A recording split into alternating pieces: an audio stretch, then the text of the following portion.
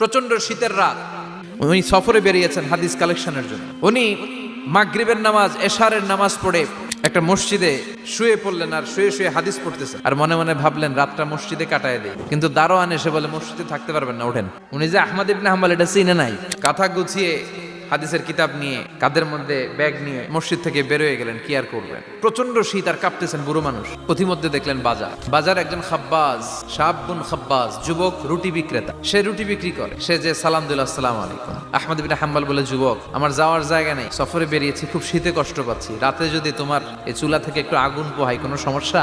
যুবক বলে, না না সমস্যা না, আহলান ওয়া সাহলান, বস আমদের, আসেন আসেন, আপনি আগুন পোহাইলে আমার সমস্যা কি? আল্লাহ শুকরিয়া করে উনি বসলেন আর আগুন পোহাচ্ছেন। আর খেয়াল করলেন যুবক রুটি বানায় আর পরে আস্তাগফিরুল্লাহ, রুটির দলা বানায় পরে আস্তাগফিরুল্লাহ, খামির বানায় আর পরে আস্তাগফিরুল্লাহ, খালি এইটাই পড়তেছে। ইমাম আহমদ ইবনে হাম্বল তো অবাক, কিরে এটা আবার কেমন যুবক, খালি আস্তাগফিরুল্লাহ। উনি প্রশ্ন করলেন, যুবক ঘটনা কি?